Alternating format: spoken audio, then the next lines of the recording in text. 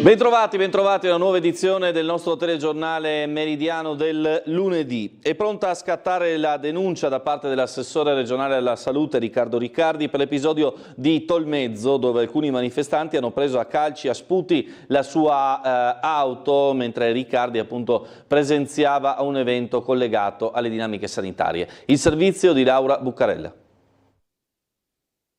Guardi, mi sono sentito dire addirittura in qualche considerazione di qualche consigliere regionale di poche ore fa che questa cosa non sarebbe successa. Allora io domani vado in procura, faccio un bel verbale, faccio delle affermazioni delle quali mi assumo la responsabilità, porto qualche testimone e poi glielo spedisco a casa. Riccardo Riccardi denuncerà quanto accaduto a Tolmezzo il 28 aprile scorso. L'assessore regionale alla sanità aveva appena parlato ai sindaci della Carnia, mentre alcuni cittadini protestavano in piazza contro l'esternalizzazione di parte del pronto soccorso di Tolmezzo, quando l'auto blu della regione è stata presa a calci e sputi da alcuni manifestanti.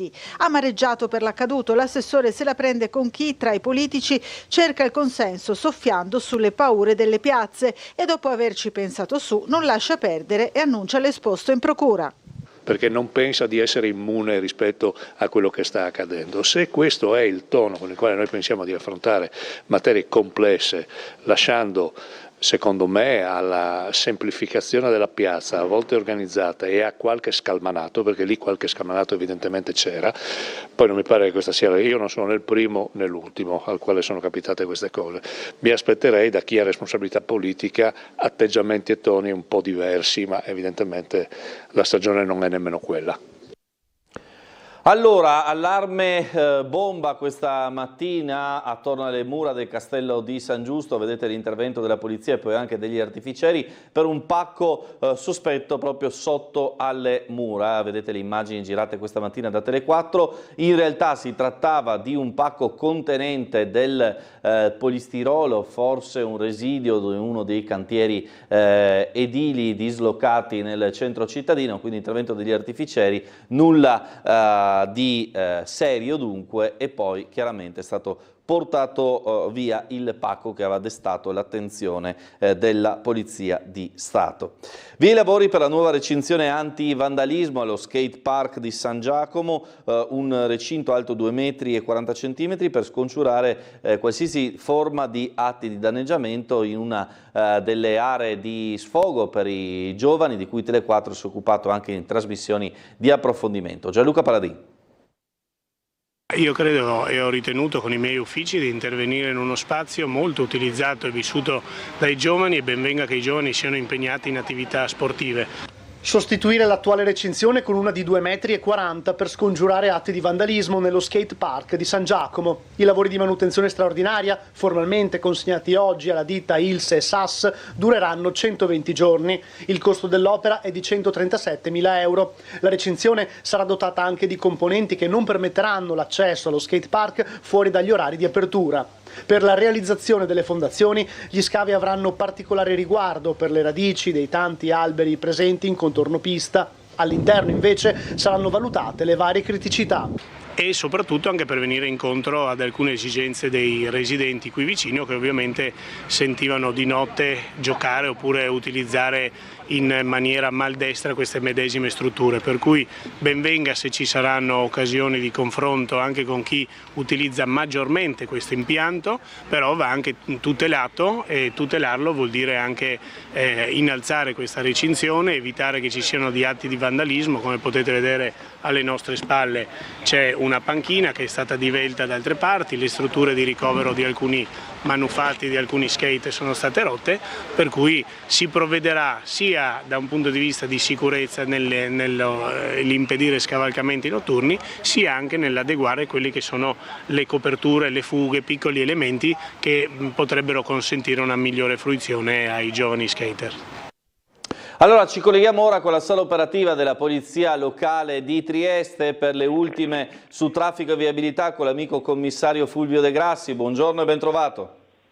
Sì, buongiorno anche lei, stabile, e tutti i telespettatori in ascolto. Diciamo una mattinata relativamente tranquilla, fortunatamente pochi interventi per quelli che sono i maggioritari del lunedì, cioè i cantieri stradali. Non abbiamo effettuato rimozioni significative per questa problematica. sono state un paio di cerimonie presso la Foiba e una commemorazione in via Embriani. Risulta che si sia svolto tutto regolarmente. Segnalo, come già fatto questa mattina, la via Busoni, che è una laterale di via Bonomea, che è chiusa dal civico 15 al civico 20 per uno scavo.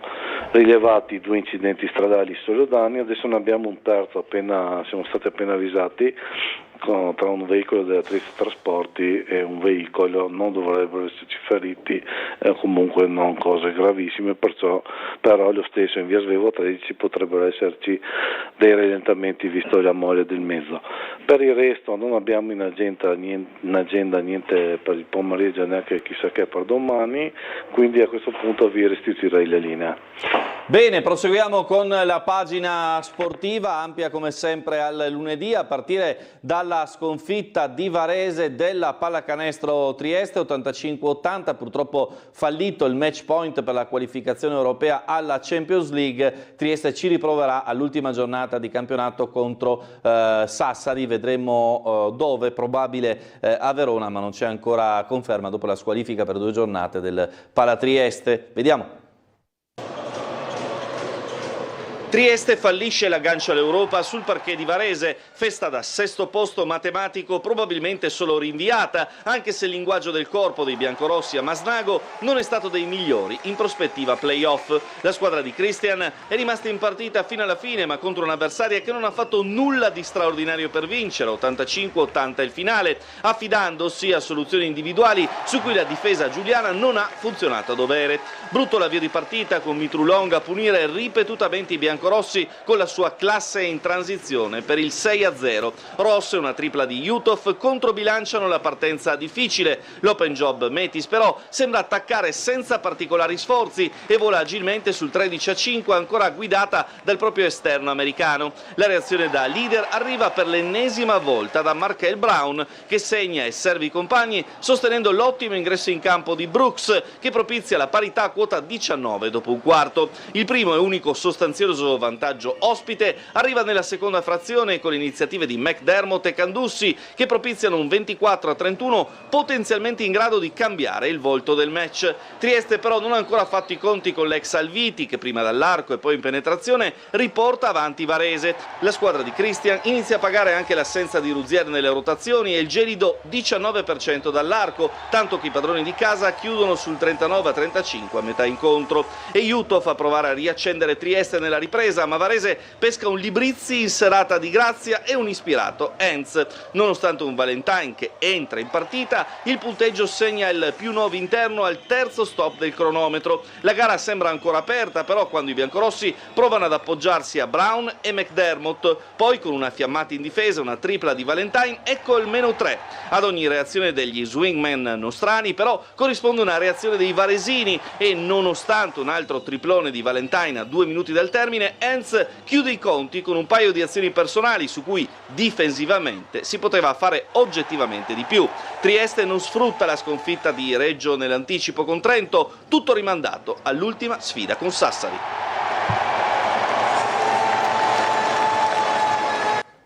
E ne parleremo ovviamente questa sera al Caffè dello Sport con ospite Colby Ross, play della Pallacanestro Trieste, Alessandro Asta di City Sport, Ciro Esposito del quotidiano Il Piccolo e tanti altri ospiti. Ne ha parlato subito dopo la partita in sala stampa anche coach Christian, molto duro con la squadra per l'atteggiamento visto in campo. Nell'intervista anche quella all'ex Alviti, che ora gioca appunto a Varese. I don't have a lot to say. I thought today was a complete embarrassment of how we played. I'm embarrassed to be the coach of this team. I cannot believe that we did not show up at the level that I thought we would. I'm completely disappointed in the outcome, but I'm disappointed in the process. Non ho molto da dire questa sera, assolutamente una prestazione imbarazzante da parte nostra questa sera. Sono imbarazzato di essere l'allenatore di questa squadra, non solo per il risultato, che ovviamente è brutto, ma per la performance che abbiamo espresso questa sera. No, lo volevamo soprattutto per il nostro pubblico, per finire in bellezza davanti a loro. Ci hanno dato tanto quest'anno, nel bene e nel male, e soprattutto per rifarci dopo la brutta sconfitta a Bologna. Siamo stati molto bravi a star là e veramente sono sono un gruppo di persone fantastiche, dal staff tecnico, staff medico, i compagni, tutti. I don't think we got better at anything today. Non penso che siamo migliorati in niente questa sera. Our ball screen defense at times was horrendous, and then sometimes it was okay. La nostra difesa sul pick and roll a volte è stata tremenda, a volte è stata ok. Our ability to be shot ready in a key moment wasn't there. La nostra abilità di essere pronti a tirare in momenti chiave non è stata lì. You know, we didn't execute anything on offense. We just played pickup for 40 minutes. Non abbiamo eseguito niente in attacco, abbiamo solo giocato da campetto, da playground per 40 minuti. It's just not how you play winning basketball this time of year. Non è il modo in cui si gioca una pallacanestro vincente in questo momento dell'anno. Allora, parole dure appunto di coach Cristian, ne parleremo questa sera al Caffè dello Sport, e poi c'è chiaramente il capitolo Triestina. Si entra nella settimana che porterà alla prima di play-out, alla gara d'andata che si giocherà a Caldiero Terme allo stadio Mario Berti alle 20 di sabato, gara di ritorno a Rocco il 17 di maggio. Questo è il punto in casa Unione. 180 minuti della verità, quelli che serviranno per chiudere i conti di una stagione quanto mai complicata in casa triestina. Per mantenere la Serie C bisognerà superare l'ostacolo Caldiero, inutile girarci attorno o aggrapparsi al doppio risultato utile, bisogna andare in campo per vincere con lo stesso piglio, lo stesso atteggiamento, la stessa verve vista nell'ultima di stagione regolare con il Novara, per una gara conclusasi con un 6-0 che valso molto sia sul fronte morale per il gruppo che dell'entusiasmo per una tifoseria chiamata ancora una volta a sostenere l'Unione nell'ultimo atto votato a conservare il patrimonio sportivo. Quanto alla questione societaria, alle penalizzazioni ulteriori e soprattutto alla programmazione futura, ci saranno mesi lunghi e caldi, non solo dal punto di vista meteo, per parlarne. Tornando al campo, bisogna registrare la vittoria convincente dei ragazzi di Tesser in casa della Spal, in amichevole, doppietta di Udo, chissà che sia entrato definitivamente in una fase realizzativa prolifica, e bel gol di Cortinovis, senza dubbio uno dei più in forma in casa rossa labardata dopo la rete alla Del Piero nella goleada a Rocco. Quanto al tema infortunati, se da una parte per Germano e D'Urso la stagione è finita, il mister conta di recuperare sia Olivieri che Cancellieri per la prima sfida con il Caldiero di sabato. Tifoseria intanto in pieno fermento, con pullman esauriti, biglietti per il primo match a Ruba e un affetto che, considerando la stagione, ha dell'encomiabile. Ora spetta agli 11 in campo chiudere la pratica in 2 sabati consecutivi contro una formazione già battuta per 2-0 l'11 di gennaio. Stavolta però si giocherà allo stadio Mario Berti in una cornice più dignitosa per l'evento e di dimensioni più adeguate a permettere di sviluppare un calcio degno di questo nome. Ci fermiamo un istante per la pubblicità, torniamo tra poco con altri servizi.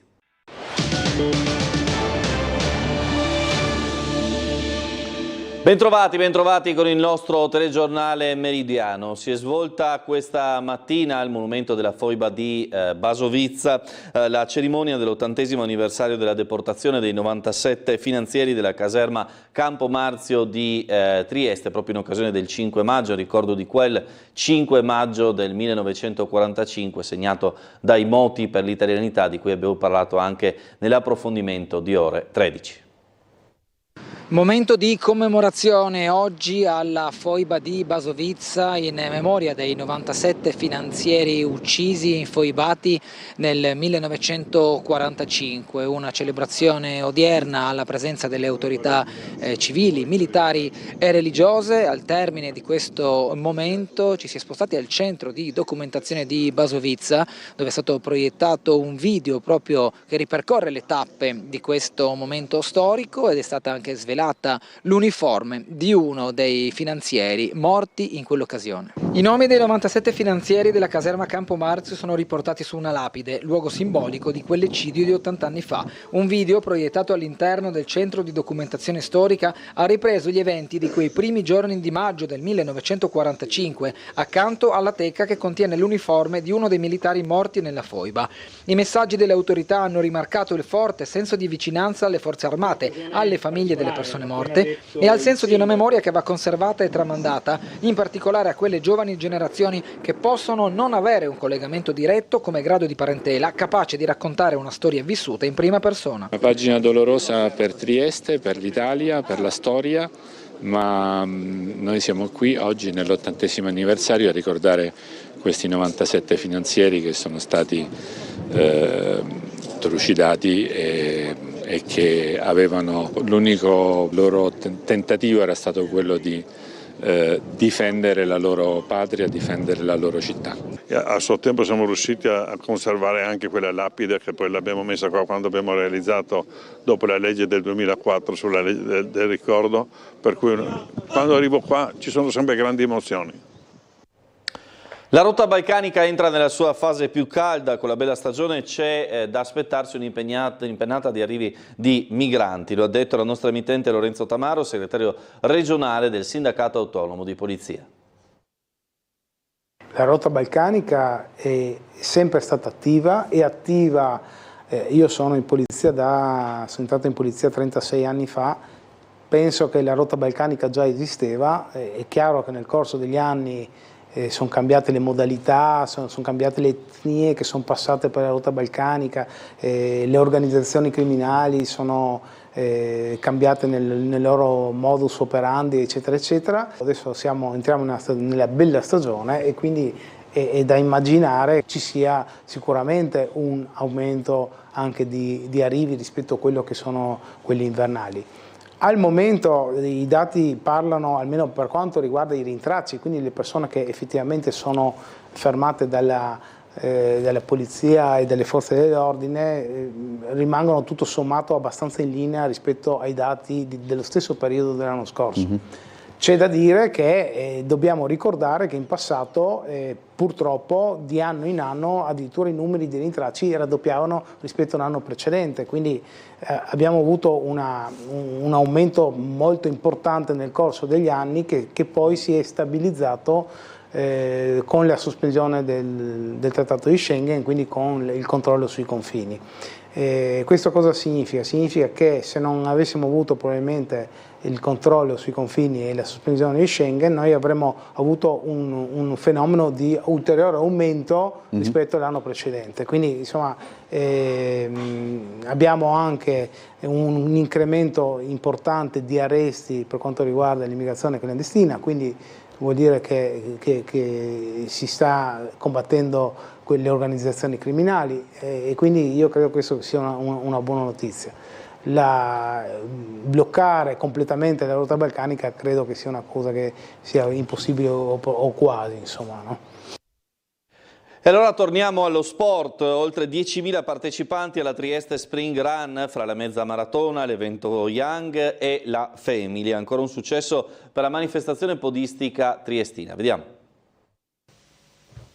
Ancora un grande successo per la Trieste Spring Run, oltre 10.000 i partecipanti fra la mezza maratona da 21 km, la Young e la Family, corsa non competitiva da 7 km.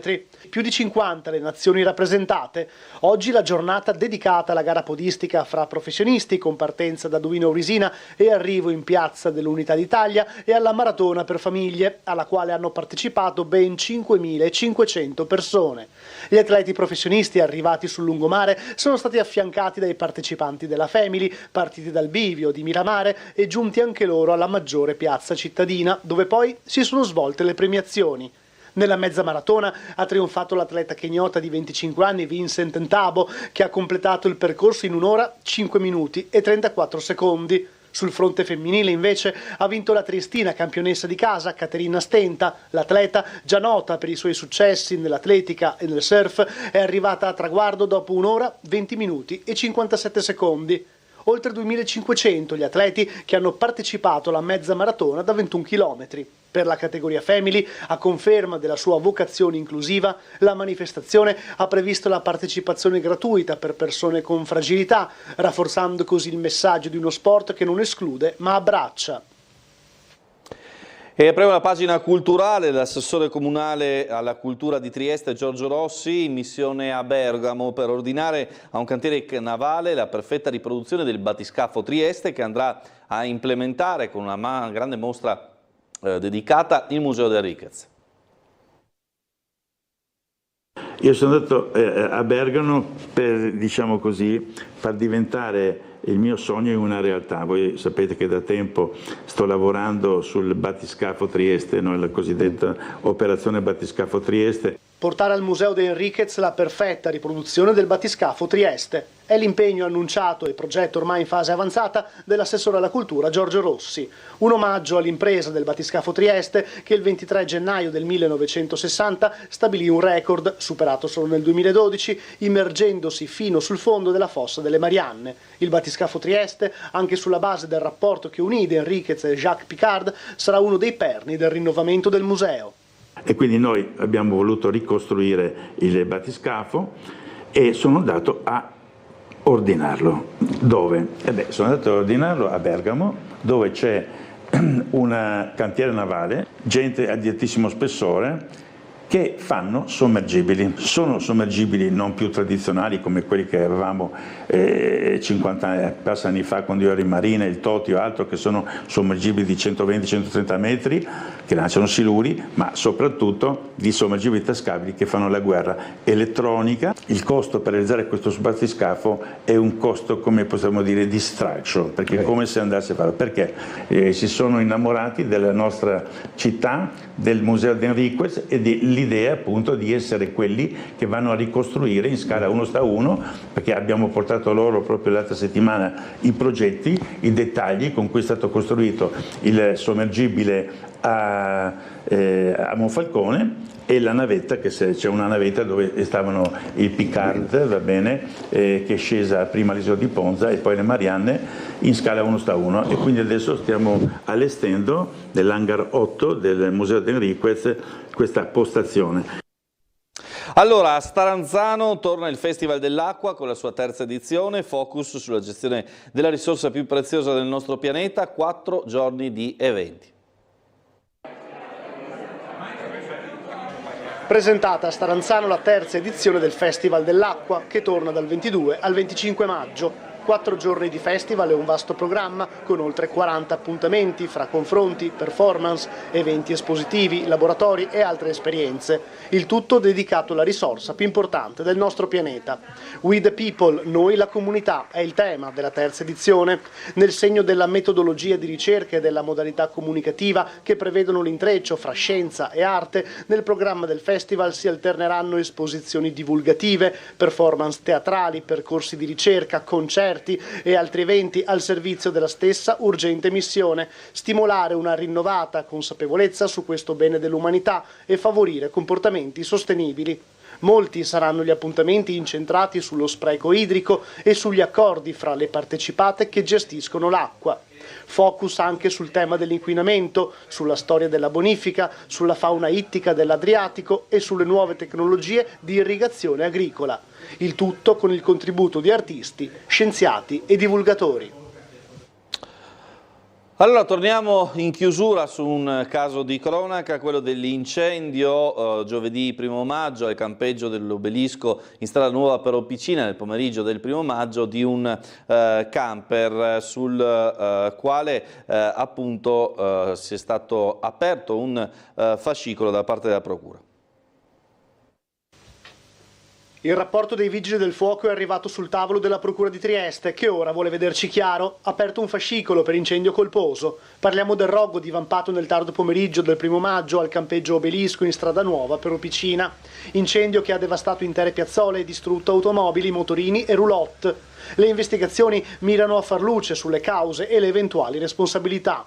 Come già raccontato dalla nostra emittente, le fiamme si sarebbero scatenate dopo che qualcuno ha gettato acqua sull'olio bollente, un gesto rischioso e noto per la sua pericolosità, un comportamento da evitare, ma che a volte viene compiuto nell'erronea convinzione che l'acqua possa soffocare il fuoco. Forse la persona in questione ha dunque gettato acqua perché le fiamme si erano già formate mentre stava friggendo del cibo. Da lì in poi il caos più totale, poteva essere una tragedia, erano anche scoppiate le bombole di gas GPL, alimentando così l'incendio.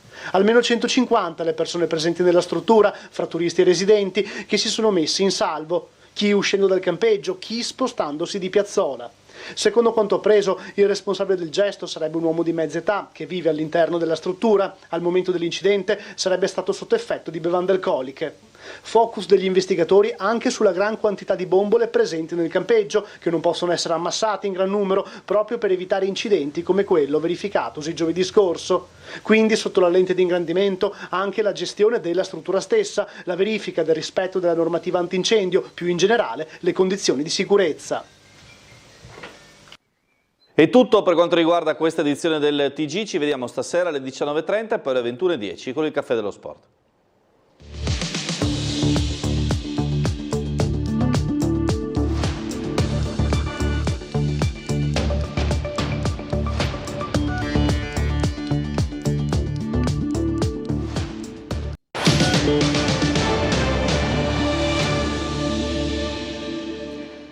Bentornati in diretta, allora buonasera a Sergio Nordio dell'ARPA Friuli Venezia Giulia per parlare con noi del meteo, dei cambiamenti di questi giorni. Buonasera. Buona serata, ben ritrovati a tutti. Allora, grazie di essere qui con noi in collegamento. Dunque, è in corso per quanto riguarda il meteo un'allerta di colore giallo, se non mi sbaglio, per le forti piogge che già ci sono state soprattutto in montagna. Come sta evolvendo ora la situazione? Qual è questo brusco cambiamento che abbiamo avuto nel meteo proprio dopo questo anticipo d'estate che ci ha accompagnato invece nel ponte del 1° maggio? Sì, dopo un periodo anche abbastanza lungo di bel tempo c'è stato questo cambiamento dovuto all'arrivo di una depressione che appunto mancava da parecchi giorni. È stato un cambiamento abbastanza importante a partire già dalle prime ore della mattina, ma già nella tarda serata di ieri sono iniziate delle piogge piuttosto consistenti sulla zona montana, sulle prealpi Carniche. Abbiamo oltrepassato i 240 mm in meno di 24 ore, quindi valori importanti, in parecchie zone intorno ai 200 e anche gran parte della zona montana tra i 100 e i 150 mm, quindi piogge consistenti, quasi raggiunto il cumulato del mese di maggio sostanzialmente in meno di 24 ore. Molto meno pioggia invece sulla pianura e sulla costa, dove il vento di scirocco, che è arrivato piuttosto sostenuto con raffiche che hanno superato i 60 km/h, ha tenuto un po' più lontane le piogge, almeno per gran parte della giornata. Adesso in serata ci attendiamo però l'arrivo di piogge e di temporali un po' su tutte le zone, quindi anche sulla pianura e sulla costa, anche se non saranno così intense come abbiamo visto sulla zona montana. Chiarissimo, quindi questa è la situazione proprio di queste ore, ma noi abbiamo titolato appunto dall'anticipo d'estate, appunto, che abbiamo visto all'inizio proprio di maggio, anche forse abbastanza anomalo, o comunque però in realtà c'è già stato in altre annate, in altre situazioni, ai santi di ghiaccio, no? I cosiddetti santi di ghiaccio, che sono molto famosi, in particolare qui a Trieste, che però sarebbero arrivati un pochino in anticipo forse. Sì, diciamo che abbiamo osservato temperature molto alte, i giorni scorsi abbiamo toccato anche i 27-28 gradi, quindi valori ben al di sopra della media. Adesso siamo già rientrati su valori più normali per il mese di maggio. È frequente anche proprio nella popolazione molto rinomata questa fase di tempo peggiore, che di solito è a metà maggio, tra l'11 e il 15 ci sono i cosiddetti santi del ghiaccio, che tra l'altro sono abbastanza conosciuti in gran parte dell'Europa centro-settentrionale, un po' meno in Italia, quindi a partire dalla Germania, la Francia, l'Austria e la Svizzera, ma anche in Slovenia e in Croazia, si ricorda questo periodo di maggio dove frequentemente ci sono delle piogge abbondanti, abbassamenti di temperature e anche il ritorno della neve, neve che tra l'altro oggi è arrivata anche oltre i 2000 metri, ma comunque si è vista anche sulle nostre Alpi. E in queste occasioni dei santi del ghiaccio faceva anche comparsa la bora che ancora non è arrivata, ma che in maniera moderata la sentiremo un pochettino, soprattutto nella giornata di mercoledì. Non arriverà particolarmente freddo, però ci sarà un bel calo delle temperature, chiaramente rispetto ai 27 gradi della settimana scorsa. Le massime adesso per alcuni giorni resteranno intorno ai 20 gradi, forse anche qualcosetta in meno, quindi valori decisamente più freschi. E tanta pioggia anche nei prossimi giorni. La caratteristica direi di questa settimana, praticamente fino a venerdì, almeno questo è al momento la previsione, è che ci sarà parecchia instabilità e quindi rovesci e temporali intermittenti. Non è che pioverà continuamente, però avremo una settimana che sarà decisamente instabile, accompagnata appunto da cielo più nuvoloso e da frequenti piogge. E si può già dire quanto durerà o è troppo lontano, è troppo lontana la previsione dopo questa settimana, in cui ci ha anticipato che il tempo sarà così un po' incerto? Ma sembra andare meglio il prossimo fine settimana, le proiezioni chiaramente andiamo su previsioni già un po' più diciamo a lungo, sembra appunto che sabato e domenica siano giornate più soleggiate e anche tutto sommato con bassa probabilità di piogge e di rovesci, quindi tempo migliore, un po' più stabile, però le temperature non saranno particolarmente elevate, resteremo probabilmente anche nel fine settimana intorno ai 20-22 gradi i valori massimi, che comunque sono gradevoli, diciamo, quindi non è in vista, perlomeno adesso per questa parte del mese di maggio, non è in vista il gran caldo, cosa che invece accadeva già frequentemente negli ultimi anni. Ritorniamo quindi ad avere condizioni un po' più classiche per quanto riguarda le temperature di questa parte dell'anno. Più primaverili, insomma, quindi, perché eravamo abituati a dei mesi di maggio piuttosto estivi, no? negli ultimi anni, quindi torniamo insomma un po' alla primavera che forse quasi non c'è stata, no? Siamo passati dal freddo invernale fino appunto a questo anticipo d'estate di cui parlavamo prima, anticipo d'estate che ha spinto tanti a così riversarsi, soprattutto qui a Trieste o comunque tutto la nostra costa, il nostro litorale, a riversarsi sulle spiagge già, no? Quindi andare a prendere il sole. Oggi abbiamo seguito, l'abbiamo visto anche nei nostri servizi del telegiornale, abbiamo seguito la conferenza stampa di presentazione del potenziamento di un servizio molto importante dell'ARPA proprio a servizio del cittadino, un'opportunità in più per conoscere la qualità dell'aria ma anche il pericolo, diciamo così, il livello di allerta per quanto riguarda i raggi UV, l'esposizione ai raggi solari, l'ho detto bene, insomma, è possibile anche con consigli mirati così programmare le proprie giornate al mare. Sì, dal sito dell'ARPA si possono osservare le previsioni, le mappe con l'indicazione di quanto appunto possono essere anche più presenti gli UV, i raggi ultravioletti, e quindi questo è anche un'informazione in più per la cittadinanza, proprio per essere sempre più consapevoli, no? Parliamo sempre di temi ambientali, di meteo, di clima, ma anche di qualità dell'aria, parliamo appunto anche di quanto possiamo esporci al sole in condizioni di sicurezza, anche sempre più insomma proteggendosi. Quindi anche questo servizio comune per comune nella mappa della regione uno può osservare quali sono le località, le zone della regione dove è prevista una maggiore esposizione. Questo è derivato proprio anche dalla modellistica che tiene conto della copertura nuvolosa e delle condizioni meteo che sono previste nei prossimi giorni. Ecco, quindi questo legato anche ai monitoraggi consueti, insomma, della qualità del mare, dello stato del mare, ci si può preparare a un'estate balneabile, insomma, molto così in sicurezza, no? Da questo punto di vista.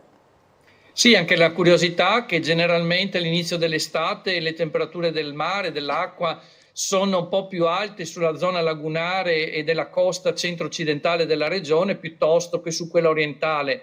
In questi giorni abbiamo già toccato i 19-20 gradi, la temperatura dell'acqua è sempre più alta appunto sulle zone occidentali, fra Grado e Lignano, ma è comunque temperature ben al di sopra della media per quanto riguarda anche il Golfo di Trieste, condizioni che hanno permesso già i primi bagni decisamente, diciamo, in anticipo rispetto al solito. Stiamo vivendo da parecchio tempo, insomma, questa tendenza un po' globale che non è solo del Golfo di Trieste, ma in genere di tutta la zona del Mediterraneo, ma anche degli oceani, ad avere temperature progressivamente più alte, anche quindi con tanti cambiamenti.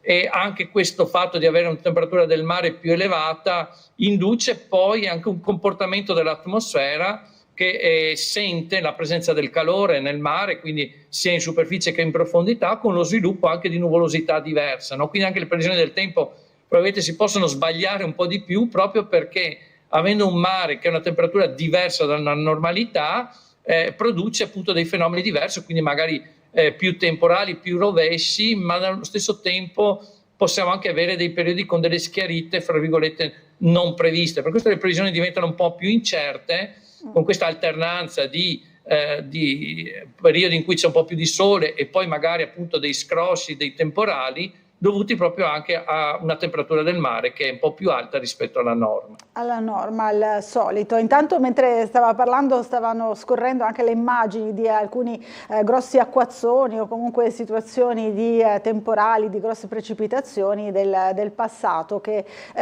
come fenomeni diciamo così importanti di grossa levatura sono sempre più frequenti, no? Anche nelle nostre estati.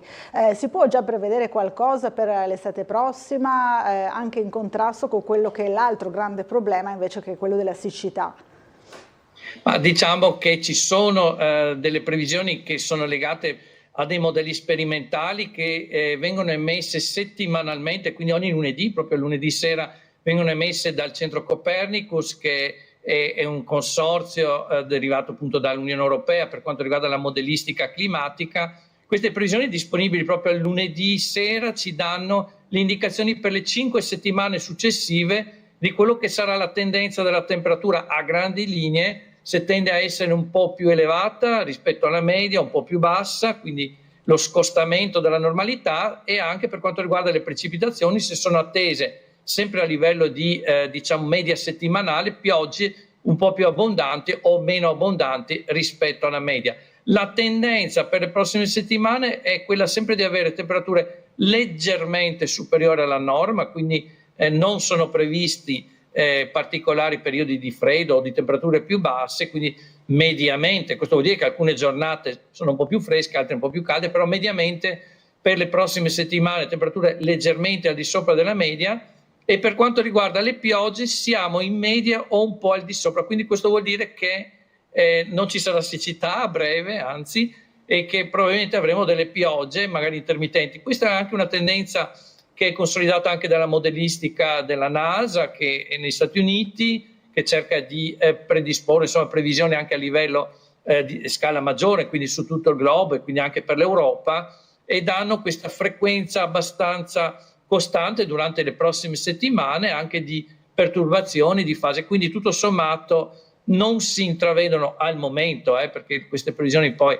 vanno aggiornate via, non si intravedono periodi di carenze di precipitazioni per quanto riguarda almeno questa ultima parte della primavera e prima parte dell'estate. E prima parte dell'estate, quindi è ancora presto insomma, però per dire che estate sarà, a parte le indicazioni che ci ha dato, è un po' prestino. Sì, ancora un po' presto, diciamo che queste previsioni sono molto curiose, nel senso che tutti vorrebbero sempre conoscere molto in dettaglio. In dettaglio è difficile entrare perché qui si parla di periodi a grande scala, quindi una media settimanale o addirittura medie mensili. Sono però il segno di come potrebbe andare nell'insieme una stagione, quindi se sarà una stagione come è successo negli anni scorsi, anni fa, che hanno dei periodi lunghi, prolungati di assenza di pioggia, di temperature molto alte. Non è al momento la previsione per questi prossimi settimane, i prossimi mesi, quindi direi un'estate probabilmente un po' più normale come alternanza di belle giornate e di periodi anche o di giornate di pioggia, però sempre mediamente con temperature un po' più elevate rispetto a quello che è la norma, quindi continua un po' il trend di aumento della temperatura, però non in maniera così esagerata, così forte come è stato appunto in alcuni anni che abbiamo visto di recente. In cui si è sofferto insomma un pochino di più, no? Dal punto di vista del caldo. Allora grazie a Sergio Nordio dell'ARPA Friuli Venezia Giulia per essere stato con noi, buon lavoro naturalmente intanto, e poi la invito a ricollegarsi presto con noi per nuove previsioni e nuovi scenari insomma del meteo in regione. Grazie. Grazie a voi, buona serata a tutti. Grazie a tutti voi che ci avete seguito, buon proseguimento di serata.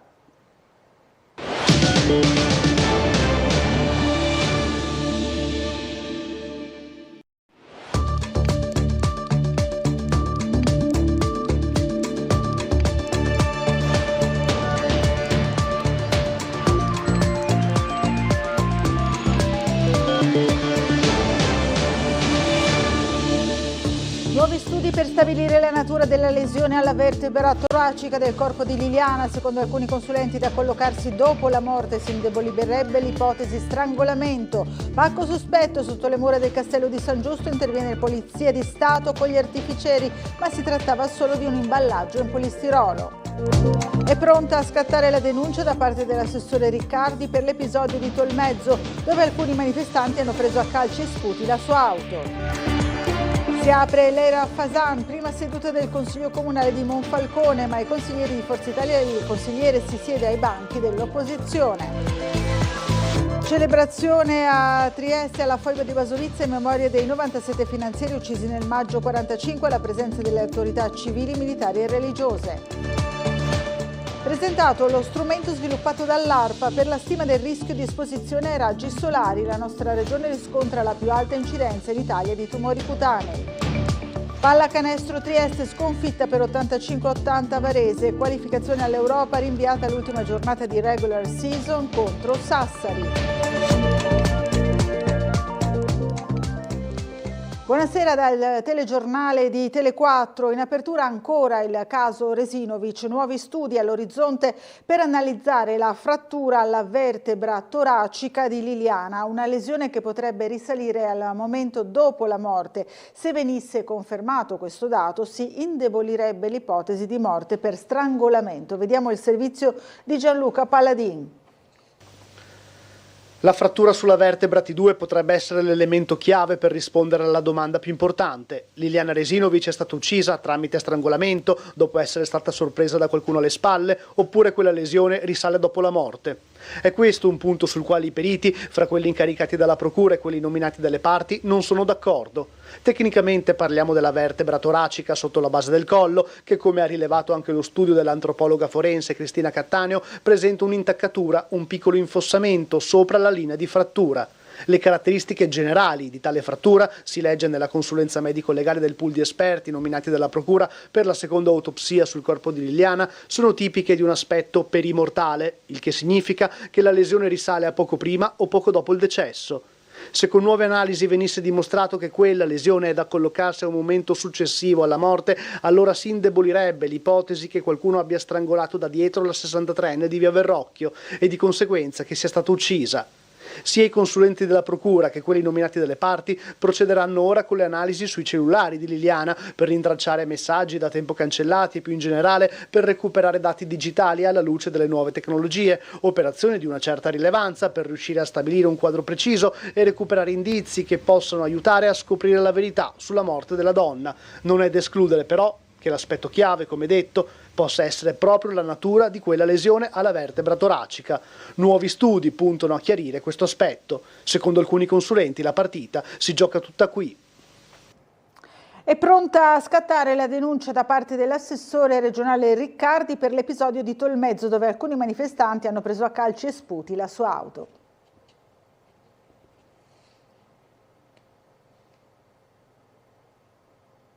Guardi, mi sono sentito dire addirittura in qualche considerazione, qualche consigliere regionale di poche ore fa, che questa cosa non sarebbe successa. Allora io domani vado in procura, faccio un bel verbale, faccio delle affermazioni delle quali mi assumo la responsabilità, porto qualche testimone e poi glielo spedisco a casa. Riccardo Riccardi denuncerà quanto accaduto a Tolmezzo il 28 aprile scorso. L'assessore regionale alla sanità aveva appena parlato ai sindaci della Carnia, mentre alcuni cittadini protestavano in piazza contro l'esternalizzazione di parte del pronto soccorso di Tolmezzo, quando l'auto blu della regione è stata presa a calci e sputi da alcuni manifestanti. Amareggiato per l'accaduto, l'assessore se la prende con chi tra i politici cerca il consenso soffiando sulle paure delle piazze e dopo averci pensato su non lascia perdere e annuncia l'esposto in procura. Perché non pensa di essere immune rispetto a quello che sta accadendo. Se questo è il tono con il quale noi pensiamo di affrontare materie complesse, lasciando secondo me alla semplificazione della piazza, a volte organizzata, e a qualche scalmanato, perché lì qualche scalmanato evidentemente c'era, poi non mi pare che questa sia, io non sono né il primo né l'ultimo al quale sono capitate queste cose, mi aspetterei da chi ha responsabilità politica atteggiamenti e toni un po' diversi, ma evidentemente la stagione non è nemmeno quella. Pacco sospetto, e restiamo sempre nella cronaca, sotto le mura del castello di San Giusto. Quest'oggi c'è stato l'intervento della Polizia di Stato con gli artificieri a seguito di una segnalazione di un cittadino, un passante. Dopo un breve controllo l'allarme fortunatamente è rientrato. Si trattava di un contenitore di polistirolo avvolto in un sacco nero, ma ha creato naturalmente questo fatto un po' di allarme. Nel vertice romano, e siamo invece alla pagina del mondo del lavoro, sull'avvertenza Flex è stato presentato oggi il nuovo advisor incaricato di vendere l'intero stabilimento a un soggetto industriale da individuare tra circa 200 aziende. Vediamo. Un ventaglio di 203 aziende che potrebbero avere un interesse industriale sul sito triestino della Flex, oggi Adriatronics. Le 200 di imprese riceveranno in questi giorni le lettere di contatto da parte di Vertus, l'advisor incaricato per la ricerca e vendita dell'azienda a un soggetto accreditato. È quanto emerso oggi al Ministero delle Imprese durante il primo incontro di monitoraggio dell'avvertenza Flex, dopo l'accordo firmato a inizio aprile. Lo riportano FIM, FIOM e WILM in una nota congiunta. Le aziende scandagliate, riferisce la nota, spaziano dalla meccatronica alla robotica fino alla difesa e aeronautica e sono state individuate per affinità di attività con le competenze sviluppate da Adriatronics e dalle sue maestranze. Allo stesso tempo l'advisor ha riferito che ci sono dei ragionamenti più avanzati con un paio di queste imprese provenienti dal mondo della meccatronica. Vertus ha anche dato un'idea sui tempi d'avanzamento da qui a settembre e ha confermato di avere un ampio mandato per la vendita anche a società in concorrenza con Flex. Entro fine maggio si punta a raccogliere i primi riscontri, mentre a giugno si punta ad avere 1 o 2 manifestazioni vincolanti di interesse, per poi andare a finalizzare un'eventuale trattativa nei mesi successivi fino a settembre. Da parte dei sindacati è stata ribadita la necessità che il sito sia interamente ceduto a un soggetto accreditato e che non vi siano soluzioni diverse di partnership che potrebbero minare l'integrità della fabbrica e della forza lavoro. Il prossimo tavolo a Roma è in programma il 24 giugno. Ci spostiamo ora a Monfalcone. Questa mattina è andata in scena la prima seduta del Consiglio Comunale con l'era del nuovo sindaco Fasan, confermate tutte le deleghe ai neoassessori, confermato naturalmente l'elezione del Consiglio Comunale. Il forzista Francesco Volante è passato all'opposizione come già annunciato nei giorni scorsi. Vediamo.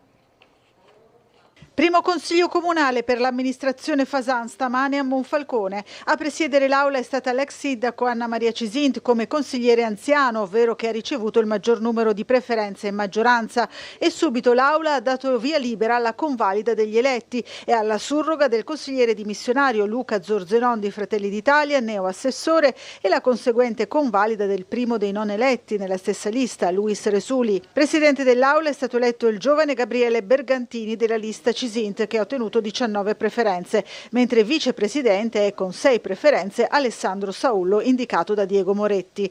Come previsto, in seguito al mancato ingresso in giunta, Francesco Volante di Forza Italia è passato all'opposizione. Il segretario regionale del partito, Sandra Savino, ha così commentato la frattura politica a Monfalcone, tutt'altro che sanata. Sarà la nostra una posizione costruttiva, come è nel nostro DNA, però saremo sicuramente in opposizione. Non abbiamo bisogno di tutelare poltrone o incarichi, ma semplicemente abbiamo una linea politica ben chiara e abbiamo soprattutto la necessità, come noi abbiamo sempre fatto, che le parole date vengano mantenute. Dopo la relazione del sindaco Luca Fasan, confermati tutti gli assessorati e le deleghe ai consiglieri già annunciati anche a seguito del rimpasto lampo della giunta, che ha visto assegnare il ruolo di vice sindaco a Marta Calligaris, assessore tecnico, al posto di Zorzenon, che mantiene l'assessorato. A Sabina Cauci è stata attribuita la delega consigliare all'arredo floreale.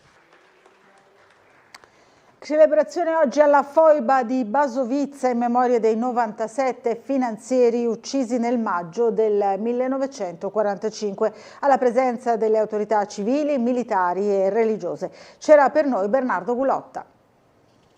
Momento di commemorazione oggi alla foiba di Basovizza in memoria dei 97 finanzieri uccisi, infoibati nel 1945. Una celebrazione odierna alla presenza delle autorità civili, militari e religiose. Al termine di questo momento ci si è spostati al centro di documentazione di Basovizza, dove è stato proiettato un video proprio che ripercorre le tappe di questo momento storico ed è stata anche svelata l'uniforme di uno dei finanzieri morti in quell'occasione. I nomi dei 97 finanzieri della caserma Campo Marzio sono riportati su una lapide, luogo simbolico di quell'eccidio di 80 anni fa. Un video proiettato all'interno del centro di documentazione storica ha ripreso gli eventi di quei primi giorni di maggio del 1945, accanto alla teca che contiene l'uniforme di uno dei militari morti nella foiba.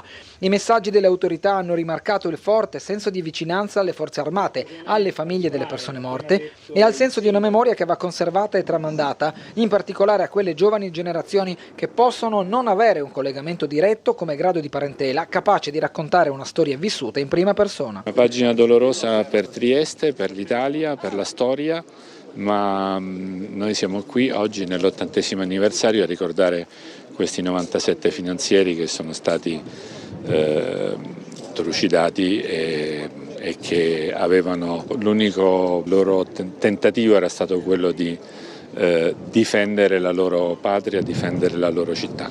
A suo tempo siamo riusciti a conservare anche quella lapide che poi l'abbiamo messa qua quando abbiamo realizzato dopo la legge del 2004 sulla legge del ricordo, per cui quando arrivo qua ci sono sempre grandi emozioni. E Pasqualina Coccimiglio ha ormai una certa età, ma ricorda bene il padre Salvatore, uno dei finanzieri uccisi in quel maggio del 45. Abbiamo ascoltato il suo racconto. Era il 1° di maggio e i finanzieri dovevano andare al lavoro, però quando arrivarono trovarono le truppe di Tito, che erano arrivate, questi partigiani, laceri, scalzi, brutti da vedere, e si portarono via questi uomini, li misero in fila e li portarono alla Villa Necker, che è vicino, non è lontano.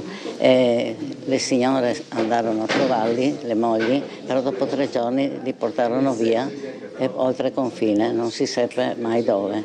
Io avevo 6 anni e mi ricordo benissimo che mia mamma gli aveva detto togliti la divisa e rimani a casa, perché lui con la radio aveva sentito che stava succedendo qualcosa. Più scendendo le scale aveva incontrato una maestra d'asilo che tornava indietro perché in città non si poteva camminare, stava succedendo un pandemonio, insomma. E lui ha risposto dov'era, mi chiama, e se n'è andato. E non abbiamo mai, sì, l'ha visto mia mamma alla Villa Necker e basta. Non si può dimenticare.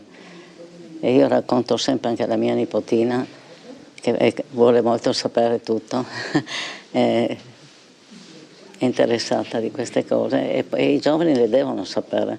Peccato che a scuola non si fanno, perché io fino alle superiori non ho mai sentito parlare di questi giorni di maggio, neanche sui libri di storia.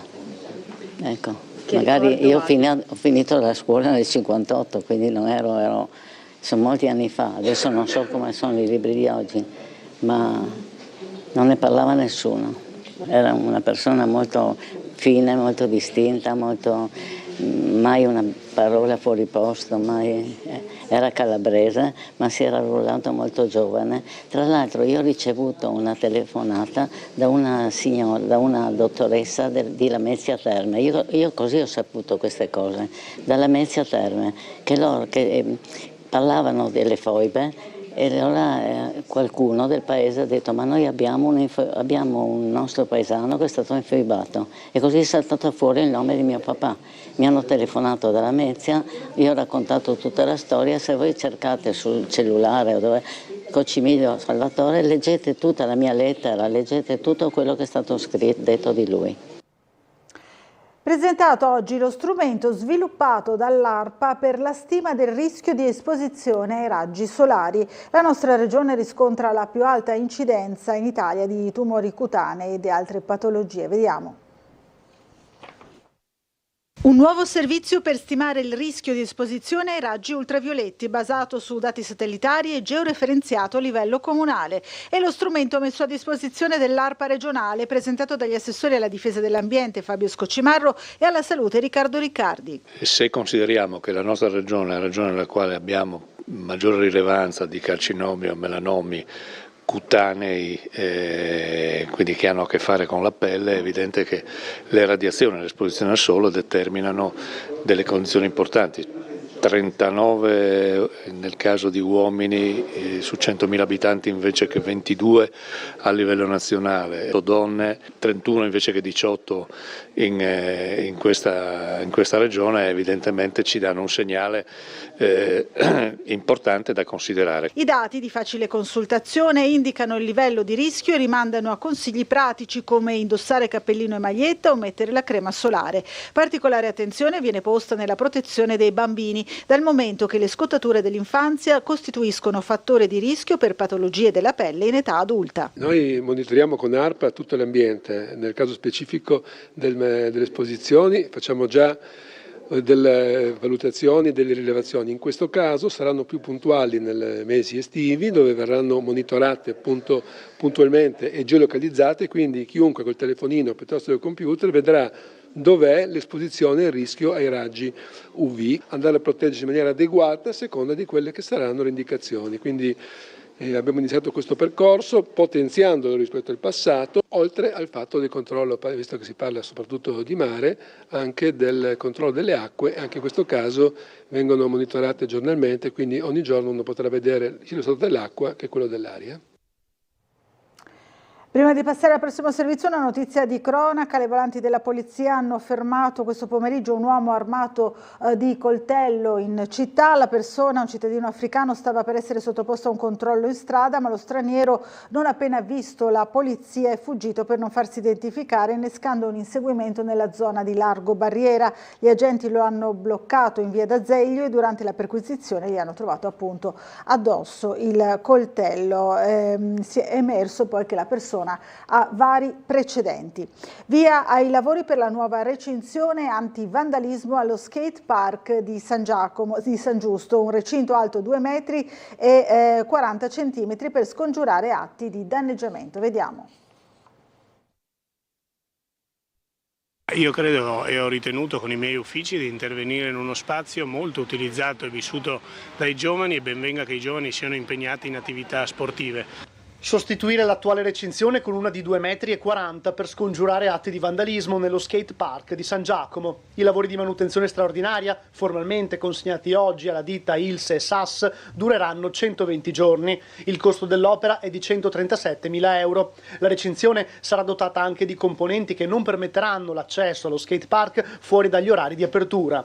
Per la realizzazione delle fondazioni, gli scavi avranno particolare riguardo per le radici dei tanti alberi presenti in contorno pista. All'interno invece saranno valutate le varie criticità.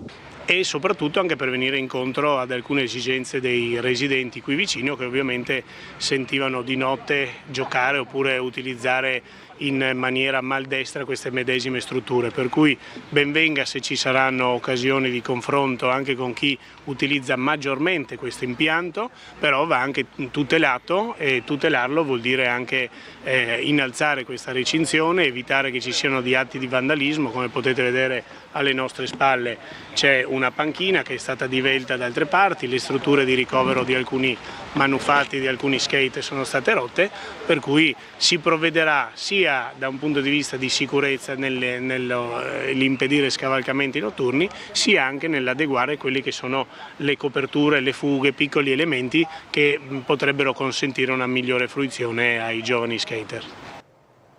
È stato approvato il rendiconto 2024 del Porto di Trieste, un avanzo di 283 milioni di euro. Sentiamo.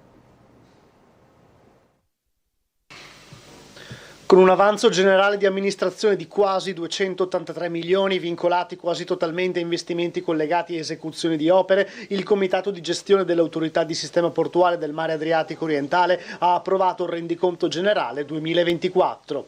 I risultati positivi includono anche un avanzo nella gestione corrente di circa 20 milioni, utilizzato fra l'altro come copertura di investimenti con fondi propri a disposizione per le necessità emergenti e per i piani di sviluppo dei porti di Trieste e Monfalcone. Numeri importanti per lo scalo giuliano che ieri, come raccontato dalla nostra emittente, ha anche incassato i complimenti e l'ammirazione del Presidente della Repubblica di Slovacchia, Peter Pellegrini. Durante la visita di ieri pomeriggio, Pellegrini ha dichiarato: il porto di Trieste è il porto della Slovacchia, rimarcando così l'importanza cruciale dell'hub logistico della regione e del collegamento ferroviario con Bratislava per la crescita economica del paese. Tornando all'approvazione del rendiconto, gli interventi finanziati riguardano anche il nuovo layout ferroviario della stazione di Campomarzio, le nuove infrastrutture energetiche, la realizzazione delle opere preparatorie all'insediamento di attività logistiche e industriali nella zona delle Noghere a Muggia, l'elettrificazione delle banchine dei porti di Trieste e Monfalcone, l'adeguamento funzionale dell'infrastruttura ferroviaria e il rifacimento dei piazzali del porto di Monfalcone. Ci fermiamo ora per una breve pausa pubblicitaria, restate con noi.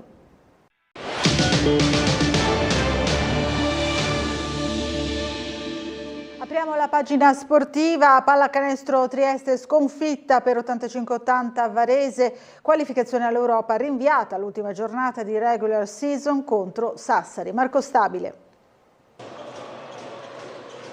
Trieste fallisce l'aggancio all'Europa sul parquet di Varese, festa da sesto posto matematico probabilmente solo rinviata, anche se il linguaggio del corpo dei biancorossi a Masnago non è stato dei migliori in prospettiva play-off. La squadra di Christian è rimasta in partita fino alla fine, ma contro un'avversaria che non ha fatto nulla di straordinario per vincere, 85-80 il finale, affidandosi a soluzioni individuali su cui la difesa giuliana non ha funzionato a dovere. Brutto l'avvio di partita con Mitrulong a punire ripetutamente i biancorossi con la sua classe in transizione per il 6-0. Ross e una tripla di Jutov controbilanciano la partenza difficile. L'open job Metis però sembra attaccare senza particolari sforzi e vola agilmente sul 13-5 ancora guidata dal proprio esterno americano. La reazione da leader arriva per l'ennesima volta da Markel Brown che segna e serve i compagni sostenendo l'ottimo ingresso in campo di Brooks che propizia la parità a quota 19 dopo un quarto. Il primo e unico sostanzioso vantaggio ospite arriva nella seconda frazione con le iniziative di McDermott e Candussi che propiziano un 24-31 potenzialmente in grado di cambiare il volto del match. Trieste però non ha ancora fatto i conti con l'ex Alviti che prima dall'arco e poi in penetrazione riporta avanti Varese. La squadra di Christian inizia a pagare anche l'assenza di Ruzier nelle rotazioni e il gelido 19% dall'arco, tanto che i padroni di casa chiudono sul 39-35 a metà incontro.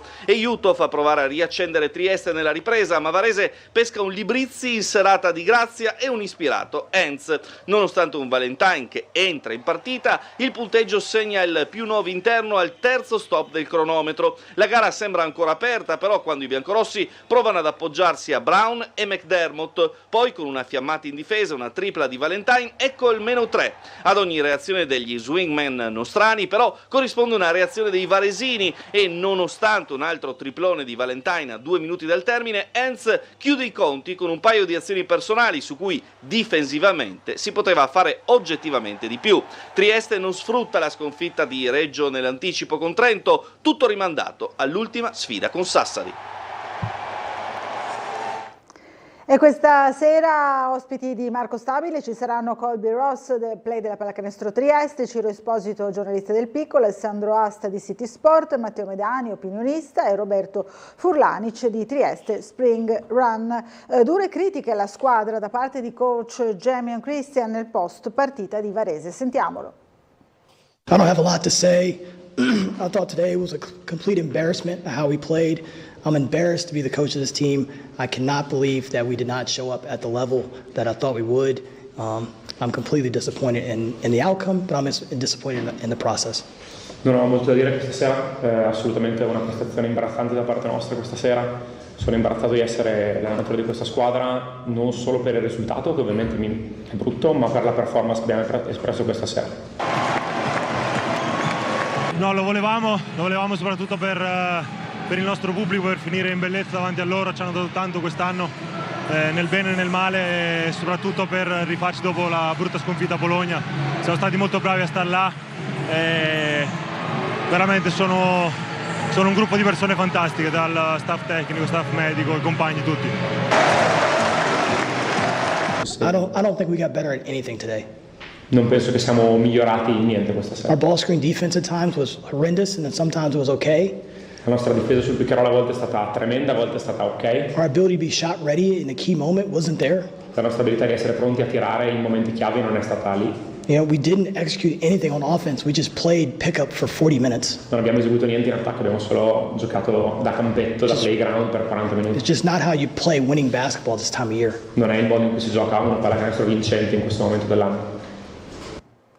Ed è dunque ufficiale, come da comunicazione da parte della LBA sulla programmazione televisiva dell'ultima giornata di campionato. Pallacanestro Trieste giocherà il 30° turno di regular season contro la Dinamo Sassari al Pala ASGM Heim di Verona, con data di disputa del match fissata per sabato 10 maggio alle ore 20. Come si legge nella lotta di Lega Basket, la gara è anticipata al sabato per evitare la concomitanza con la partita di Serie A di calcio Verona-Lecce, in programma proprio domenica 11. E siamo alla Triestina, mancati i pagamenti, la Triestina Calcio deferita al Tribunale Federale. Così nella nota ufficiale la Procura Federale della FIGC ha deferito Benjamin Lee Rosenzweig e Sebastiano Stella, rispettivamente presidente e amministratore delegato della Triestina, per non aver provveduto entro il termine del 16 aprile al versamento delle ritenute IRPEF, contributi INPS, fondo di fine carriera, nonché delle ritenute IRPEF relative agli incentivi all'ESO, tutti riferiti alla mensilità di febbraio 2025 e alle mensilità di novembre, dicembre 24 e gennaio 25. La società è stata deferita a titolo di responsabilità diretta per le violazioni disciplinari ascritte ai propri legali rappresentanti pro tempore, nonché a titolo di responsabilità propria. Alla società e ai signori Benjamin Lee Rosenzweig e Sebastiano Stella è stata altresì contestata la recidiva. E per la Triestina si entra nella settimana che porterà alla prima sfida play-out fissata per sabato alle 20 allo stadio Mario Berti contro il Caldiero Terme, gara di ritorno al Rocco il 17 maggio. Sentiamo ancora Marco Stabile. 180 minuti della verità, quelli che serviranno per chiudere i conti di una stagione quanto mai complicata in casa triestina. Per mantenere la Serie C bisognerà superare l'ostacolo Caldiero, inutile girarci attorno o aggrapparsi al doppio risultato utile, bisogna andare in campo per vincere con lo stesso piglio, lo stesso atteggiamento, la stessa verve vista nell'ultima di stagione regolare con il Novara, per una gara conclusasi con un 6-0 che valso molto sia sul fronte morale per il gruppo che dell'entusiasmo per una tifoseria chiamata ancora una volta a sostenere l'Unione nell'ultimo atto votato a conservare il patrimonio sportivo.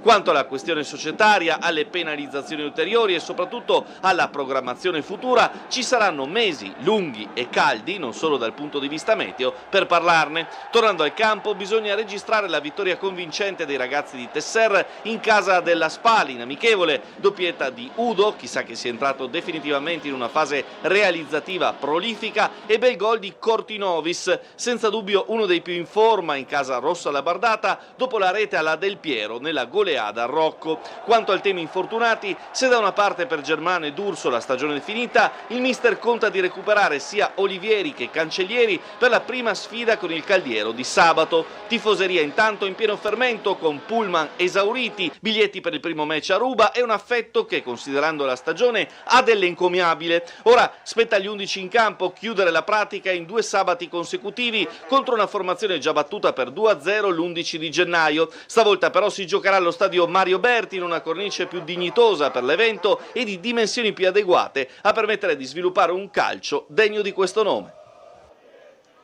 E siamo in chiusura, ma non andate via, perché fra poco ci colleghiamo con Sergio Nordio dell'ARPA per parlare dell'allerta meteo e dei cambiamenti nei prossimi giorni. Per il momento grazie dell'attenzione e buon proseguimento di serata.